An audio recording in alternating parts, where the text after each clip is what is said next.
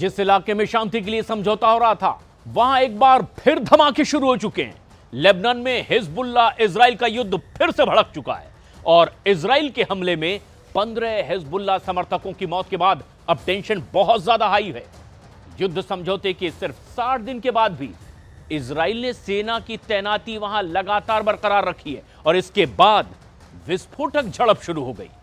वहीं दूसरी तरफ सीरिया ने ऐलान कर दिया है कि हिजबुल्लाह की हथियार सप्लाई लाइन काट दी गई और इस बीच ईरान से भी ज्यादा बड़ा दुश्मन अब नेतन्याहू की टेंशन बढ़ाने लगा है और इजराइल ने नए दुश्मन से एटमी युद्ध की तैयारी भी शुरू कर दी है।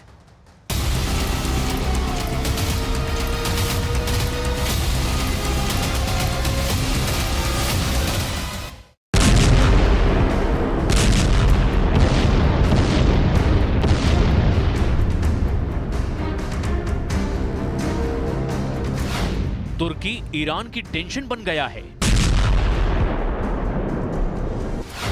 तुर्की सऊदी अरब को डरा रहा है। तुर्की इजराइल के खिलाफ युद्ध का माहौल बना रहा है। तुर्की अमेरिका के विरोध में खड़ा दिख रहा है। तुर्की खाड़ी युद्ध का खलीफा बन चुका है। तुर्की ये सब क्यों कर रहा है? क्या है एर्दोआन का प्लान? बारूद से हमास झुलस गया, जिन मिसाइलों से हिजबुल्लाह बर्बाद हुआ, जिन रॉकेट की बौछार से हूथी लड़ाकों की चीखें निकल आई, जिन हथियारों के दम से इजराइल ने सीरिया को खंडहर बना दिया, उन्हें नए बैटल ग्राउंड में जल्द इस्तेमाल की जरूरत पड़ सकती है। ये वॉर जोन तुर्की बन रहा है। इजराइल को घेर कर मारने का प्लान है। इस बीच लेबनान में फिर से धमाके शुरू हो गए हैं।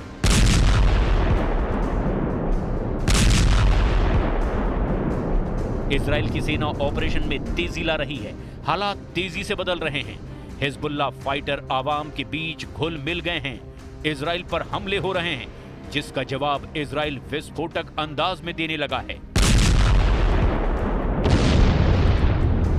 कफर किला इलाके में इजराइल के 5 हिजबुल्लाह लड़ाकों पर गोलीबारी की गई।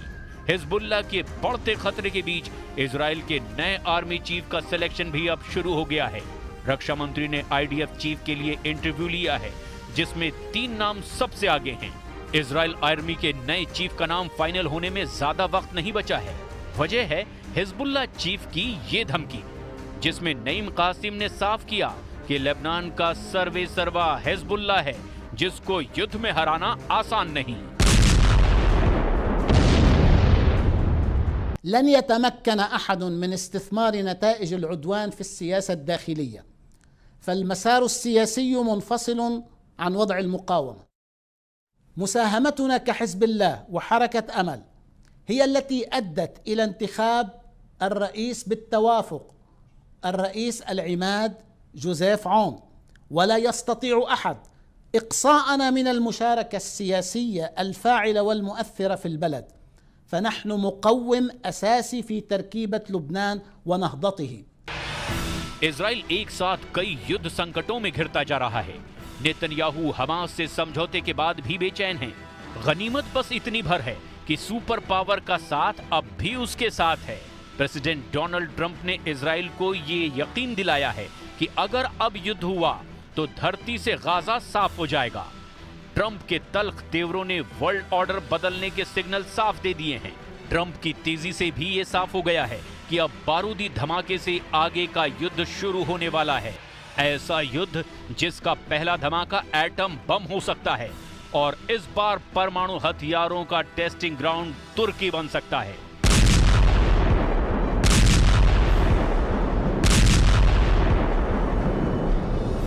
वजह है प्रेसिडेंट एर्दोआन की सनक, जिन्होंने इजराइल के खिलाफ भीषण लड़ाई की तैयारी शुरू कर दी है। तुर्की ने लीबिया फ्रंट एक्टिव कर दिया है। तुर्की अफ्रीका मॉडल को भी अब फुल प्रूफ बना रहा है। तुर्की सीरिया में पूरा कंट्रोल अपने हाथ में ले चुका है। तुर्की मुस्लिम ब्रदरहुड कार्ड से अरब देशों में पैठ जमा रहा है। तुर्की ने मंगोलिया से भी बिग डील कर ली है। अंकारा में मंगोलिया के प्रेसिडेंट से एर्दोआन ने गलबहियां की, लेकिन उनके सामने भी एजेंडा अपना ही रखा। एर्दोआन का एजेंडा आखिर है क्या, आप खुद सुनिए। İsrail'in mutabakata rağmen saldırılarını ve katliamlarını bugün de sürdürmesi endişelerimizi haklı olarak artırmaktadır. İsrail hükümetinin ateşkesi ihlal ve istismar etmesine izin verilmemelidir. Erdogan के सिर पर इजराइल से बदला लेने की सनक सवार है। वो हर स्टेज पर नेतन्याहू में खोट गिनाते हैं, इजराइल से युद्ध की जरूरत को समझाते हैं। एर्दोआन इजराइल से तुर्की को खतरा दिखाकर बारूदी बखेड़ा शुरू करने के मंसूबे का इजहार हर मौके पर कर चुके हैं। Mutabakatın başta 467 gündür İsrail zulmüne sabırla direnen Gazze halkı olmak üzere tüm Filistinli kardeşlerimiz için hayırlı olmasını diliyorum. İsrail'in mutabakata rağmen saldırılarını ve katliamlarını bugün de sürdürmesi endişelerimizi haklı olarak artırmaktadır.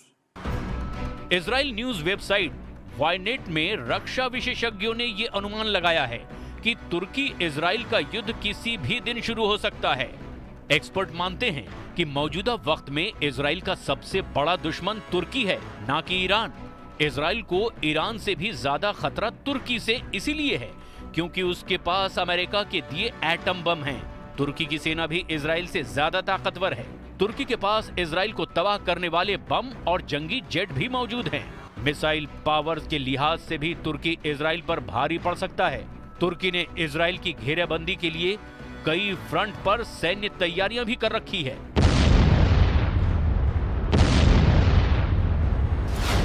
Syria में तुर्की सैन्य तैनाती में जबरदस्त इजाफा किया गया है। उत्तरी सीरिया में तुर्की समर्थित बलों की बढ़ती संख्या इजराइल के उत्तर पूर्वी सीमा पर एक खतरनाक माहौल बना रही है। सीरिया के साथ लीबिया में भी तुर्की ने सैनिकों और हथियारों की तैनाती कर रखी है। उत्तरी अफ्रीका से इजराइल के खिलाफ नया मोर्चा खोलना तुर्की के लिए असरदार साबित हो सकता है। इस फ्रंट से इजराइल के महत्वपूर्ण आर्थिक और सैन्य ठिकानों को निशाना बनाना आसान होगा। तुर्की के राष्ट्रपति एर्दोआन ये मानते हैं कि इजराइल और सीरिया के कुर्द फाइटर में गुप्त समझौता है। तुर्की डर जताता है कि इजराइल कुर्द लड़ाकों की मदद से सीरिया में तख्ता पलट कर सकता है। उसके बाद कुर्द फाइटर तुर्की को करारा जवाब दे सकते हैं और इसी वजह से तुर्की धीरे धीरे इजराइल बॉर्डर के करीब सैन्य तैनाती करने में जुटा हुआ है। मगर एर्दोआन की हर चाल की काट ईरान है, जिसे सीरिया में तुर्की का दबदबा मंजूर नहीं। इजराइल से आगे बढ़कर ईरान ने सीरिया में अब नए युद्ध की भविष्यवाणी कर रखी है। مرتب میگن که جمهوری اسلامی نیروهای نیابتی خودش رو در منطقه از دست داد. اینم یه غلط دیگه. جمهوری اسلامی نیروی نیابتی نداره. یمن میجنگه. जिस खतरे को कल तक नेतन्याहू बयां कर रहे थे, उसे अब ईरान के सुप्रीम लीडर भी दोहराने लगे हैं। दोनों देशों की टेंशन सीरिया के केमिकल हथियार है। साथ ही तुर्की आर्मी ने अगर सीरिया के विद्रोहियों को अपने विनाशकारी हथियारों की सप्लाई शुरू कर दी तो फाइटर ग्रुप इजराइल पर भी टूट पड़ेंगे। इजराइल के रक्षा थिंक टैंक ने तुर्की से जुलानी की बढ़ती नजदीकियों को अरब वर्ल्ड के लिए नुकसानदेह होने का अनुमान लगाया है, जिसमें सबसे महत्वपूर्ण बात तुर्की सीरिया के विद्रोही बलों को हथियार देने के फैसले को बताया जा रहा है। तुर्की के विदेश मंत्री ने दमिश्क विजिट में ये साफ कर दिया था कि तुर्की सीरिया के कुर्द लड़ाकों का सफाया करने तक नहीं रुकेगा। इस युद्ध में तुर्की का साथ दे रहे कमांडर जुलानी के ग्रुप और सीरियन नेशनल आर्मी के फाइटर तुर्की के हथियारों से ही कुर्दों को मारेंगे। Suriye'ye yönelik yaptırımların kaldırılması, Suriye'nin normalleşmesi ve ülkede güvenliğin sağlanması bakımından son derece mühimdir. Suriye'nin yeniden inşası için de gerekli hazırlıklara bir an önce başlanması gerekmektedir. Syria के नए घमासान में कौन किस तरफ खड़ा है, जरा इसे भी जान लीजिए। बशर अल असद के भाग जाने के बाद सीरिया में कमांडर जुलानी की हुकूमत है। तुर्की कमांडर जुलानी से कुर्द लड़ाकों का खात्मा करवाना चाहता है। इस पूरे ऑपरेशन में तुर्की सीरियन नेशनल आर्मी के लड़ाकों को साथ लेकर आगे बढ़ रहा है। वहीं अमेरिका सीरिया के कुर्द लड़ाकों का सहयोगी है, जिन्होंने अमेरिका के साथ मिलकर आतंकी संगठन ISIS से लंबी लड़ाई लड़ी है। इजराइल सीरिया में हिजबुल्लाह और ISIS ब्रिगेड को मार रहा है। इजराइल का मकसद सीरिया के अहम मोर्चे पर मौजूदगी बनाए रखना है। ईरान को सीरिया में तुर्की भी अघोषित तानाशाही बर्दाश्त नहीं है। ईरान सीरिया में दोबारा बशर की वापसी का पक्षधर है। फिलहाल तुर्की के राष्ट्रपति के सारे दांव सीरिया में चल रहे हैं, मगर अमेरिका इन सब की काट बन सकता है, क्योंकि प्रेसिडेंट ट्रंप को तुर्की के राष्ट्रपति एर्दोआन पर रत्ती भर भी भरोसा नहीं है। डोनाल्ड ट्रंप ने नेटो फोर्स से तुर्की के हट जाने की वकालत भी कर रखी है। अमेरिका को दूसरा खतरा यह है कि तुर्की सीरिया में पैर जमाने के बाद प्रॉक्सी ग्रुप से इजराइल पर हमले करवा सकता है, क्योंकि इजराइल की सेना ने सीरिया के गोलान हाइट्स पर कब्जा जमा रखा है। इजराइल लगातार सीरिया पर बमबारी भी कर रहा है। इजराइल का कट्टर दुश्मन तुर्की इसी वजह से जल्द पूरे सीरिया पर कंट्रोल चाहता है। हालांकि एर्दोआन के सीरिया ड्रीम को अमेरिका कभी भी सच न होने देने का ऐलान कर रहा है। अब तो प्रेसिडेंट ट्रंप इजराइल के दुश्मनों को धरती से साफ करने की भी धमकी दे रहे हैं।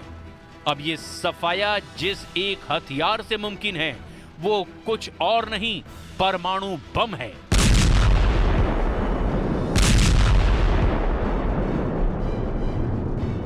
खतरे की बात यह है कि एटम बम तुर्की के पास भी है, और वो भी अमेरिका के ही दिए हुए हैं। एर्दोआन के पास नेटो देश का सदस्य होने की वजह से अमेरिका के 100 एटम बम हैं। अगर इतने परमाणु बमों का धमाका हुआ तो कई मुल्कों का नामो निशान इस जमीन से मिट जाएगा।